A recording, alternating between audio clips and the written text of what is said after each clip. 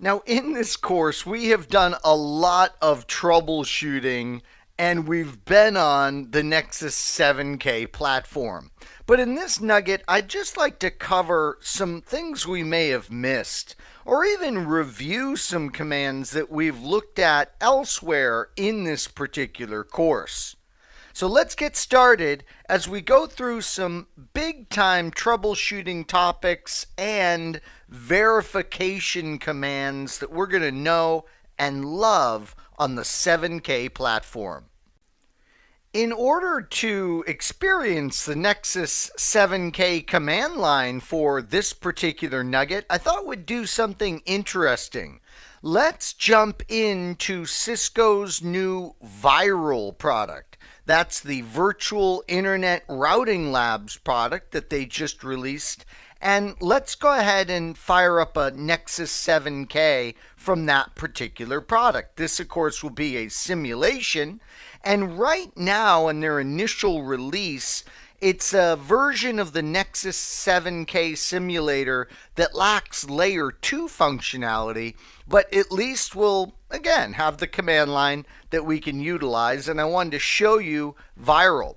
This image, I'm sure, will be upgraded soon to be more functional. So as Cisco releases new images for the Viral product, it'll get more powerful. In fact, one of the things that's coming is a virtual adaptive security appliance in the Viral product. So that's going to be a great way for us to easily learn the ASA. So here's what we're going to do. I'm going to go ahead and select this tests folder that I created inside the Viral interface, and I'm going to create a new topology file. By the way, if you'd like to get training on this product, we have a course here at CBT Nuggets entitled Viral that you can check out. So anyways, in the test folder, I'm going to create one, and we'll just say our course DCUFT. And we'll say .viral, and we'll finish the creation of this new topology. I'm going to go ahead over here and scroll through my list of nodes that are available, and note we have an NXOS image. So we're going to go ahead and select that and drop it into our topology pane here. And then we'll go up and we'll grab an iOS based router, and we'll drop it right here, and then we'll grab the connect tool and we'll just simply connect these two devices together. It'll be Ethernet 2/1 on our Nexus, it'll be gigabit Ethernet 0/1 on our iOS router. Now, one of the awesome things about Viral is the fact that we have the ability to go in and have it automatically generate configurations for us. So I'm going to click on the topology pane, and I'm going to say, all right, validate against Viral, and we want a private simulation network. We're not going to connect this to a real network. And over on AutoNet we have the ability to automatically generate configurations. So I'll say, go ahead and run CDP in this environment. Let's go ahead and configure these devices with V4 and V6. So we'll do a dual stack config. And let's run OSPF between these devices. Now what we can do is click on each device and we can modify those parameters. So I'm going to go ahead and say, all right, for our IGP, we do indeed want OSPF. Area 0 would be great between these devices. I'll go ahead and run BGP between these devices. So notice, we're able to manipulate these devices thanks to these simple property screens that are available to us. So I'm going to say OSPF, area 0. We're going to do a BGP peering between these devices. That is perfect. Let me zoom back out. My mouse, I keep forgetting to disable the feature where my mouse has a zoom control on it, and I often hit it inadvertently. So there we go. There's our two devices. And what we can do is we can generate their configuration now. So I'm going to go ahead and click this button right here that says Build Initial Configurations. And it's just asking us if we want to view those right now. We can actually view them in this configuration window right here. And if there's anything you want to modify, you can do it right here. Like this name, I'll go ahead and say, we'll change this name to R1. And I'll change this name right here to CBT NXOS. CBT NXOS. There we go. So we can make changes to those automatically generated configurations, and then when you're ready to actually run your simulation, I'll choose the Launch Simulation button. And it says, hey, there's some unsaved changes. Do you want to save those? Yep, go ahead. Save them and deploy that. And then it's going to say to us, you know, we're launching it now. And then it says, do you want to see it in the simulation view? And the simulation view is absolutely what we want to do. So now we're in a different view called the simulation view in the product. And notice right over here, we can see our devices up in the top right. They're undeployed. The minute those devices transition to active, we can go ahead and access the console of those devices. It's pretty funny. I've never seen Viral hiccup since I've been using it, and it did that time. You saw the error down here in the console in red. I just stopped everything and then just went ahead and started it again, and that time everything started fine. So it did hiccup there. Not sure what happened, but just stopping it and restarting it worked. Okay, so there's our NXOS device. I'm going to right click, I'm going to go to Telnet, and I'm going to fire that up in a console window. So here we are at that device that we created, the CBT NXOS. The login in Viral for this device is defaulting to admin. And there we are, a great Nexus CLI that we are simulating inside of the Viral product. Again, I thought you would get a kick out of this. And if you're interested in Viral, again, check out the course here at CBT Nuggets. So one of the issues that we run into with our Nexus 7Ks is licensing. So, you know, kind of the troubleshooting that you're going to go through with licensing involves none other than the show license command.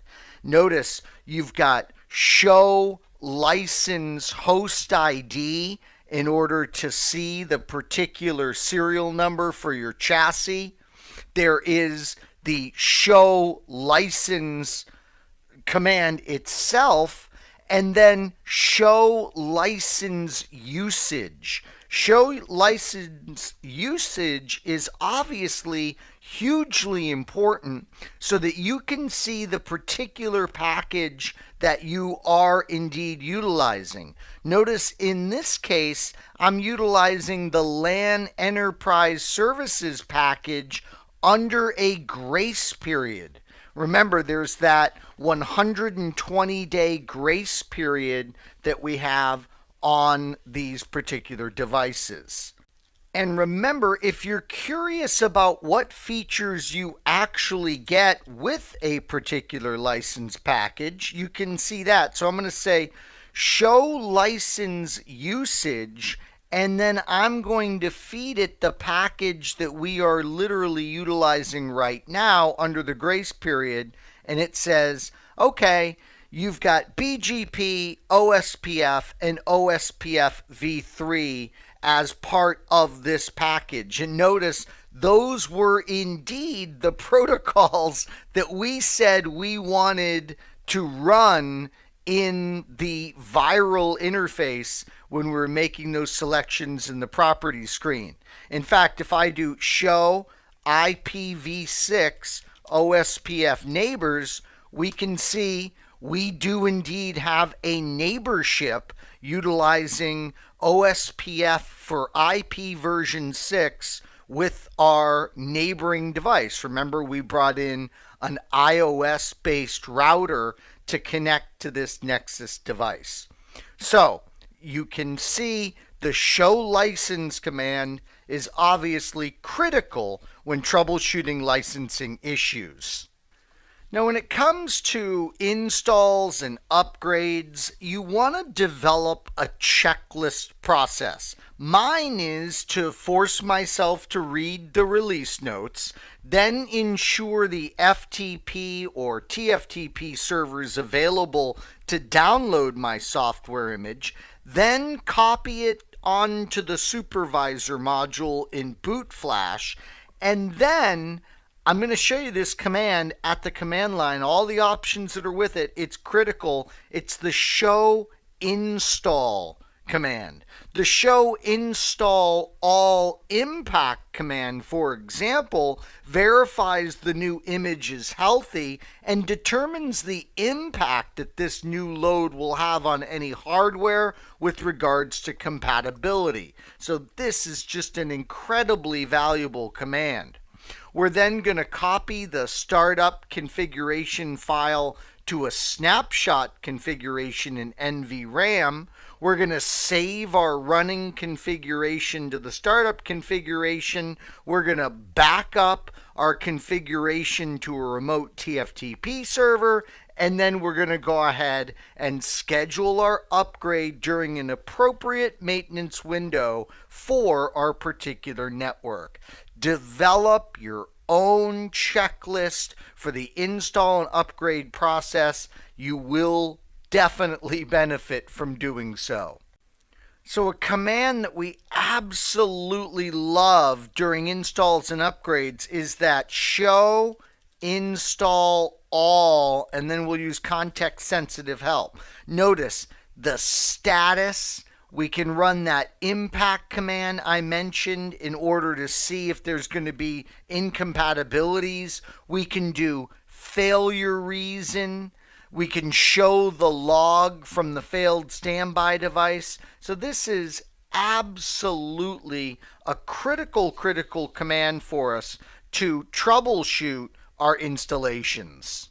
By the way, one of the worst things that can happen to us is we upgrade and then things are unstable and the system resets. We could also experience a system reset for other reasons, of course, unrelated to an upgrade, but whatever the reason, we're going to want to really check this. By the way, there's a way to see the last 4 reset reason codes for your supervisor module. The command to do this is, let me see here, there we go, show system reset reason. Yeah, show system reset reason. Now, thankfully, we don't have any system resets, but if you were to issue this command, again, you'll see the reset reason codes for the last 4. Now, another big concern on the 7K, of course, is Cisco Fabric Services. Yeah, the service that's going to keep things synchronized across your Nexus devices. Remember, one of the big commands here we would use would be show CFS status. And then, of course, to verify the applications that are utilizing CFS, we would do show CFS application. And this is literally going to show us the application, its Fabric Services status, and the particular scope of that synchronization. Now, obviously, a hugely cool feature of the Nexus is our ability to take the physical device and partition it into logical devices. These are, of course, virtual device contexts. Things to keep in mind is, are you logged in with the appropriate network admin rights in order to manipulate VDCs? Also, you got to make sure you're in the default VDC in order to configure other virtual device contexts. You got to ensure you're licensed for the feature. You have to make sure that you have not violated the maximum number of VDCs that you can create for your platform. And finally, you want to make sure that the CPU shares are available for the SOUP2 and SOUP2E. There are commands that we can utilize to verify the virtual device context settings of your device. Let's take a look at those at the command line. As you might guess, your key commands for virtual device context troubleshooting begin with show VDC. Then you've got a lot of options. Notice one of those is to verify the current VDC. So what are we currently working with on this particular device? Something else that's critical, obviously, is show VDC membership. And this is literally going to show us the VDCs and their allocated interfaces on our particular device. One other critical one I want to show you is show VDC resource. Notice you can zero this down. You can narrow down the output of this particular command, or you can just carriage return and see the particular resources dedicated to the virtual device context. Now, speaking of resources, you also want to be familiar with how you can assess the memory and CPU uses on your particular device. A great command that we use is show system resources on the Nexus 7K. So show system resources is going to give us a great snapshot of the total amount of physical RAM on the platform, the amount of unused or available memory, and the amount of allocated permanent and cached temporary memory. If you want a better breakdown, we can do show processes memory. So I'll do show processes memory. And this is going to give us a detailed breakdown of exactly what is consuming memory on our particular Nexus 7K. Now, we're also concerned about CPU utilization, of course, on our Nexus. Remember, show system resources is going to give us a nice snapshot of the CPU utilization. But for more detail, one of the things you're going to want to do, just like we broke it down with memory, is you'll do a show processes and you can do CPU history. Notice we get the last 60 seconds, a nice graph of the CPU utilization, CPU during the last 60 minutes, during the last 72 hours. So this command can really help you track down issues with CPU utilization. By the way, as you might guess, you can use this same command, show processes CPU, and just don't add the history, and we'll get our running list similar to what we saw with memory utilization. It's broken down per process. So in this nugget, we reviewed some of the key commands and troubleshooting areas that we would have on the Nexus 7K. Things like licensing and upgrades and virtual device contexts and memory and CPU. Some of the commands that we examined in this particular nugget are absolutely critical if you're tasked with keeping Nexus 7Ks up and running and healthy and happy. I sure hope this nugget was informative for you, and I'd like to thank you for viewing.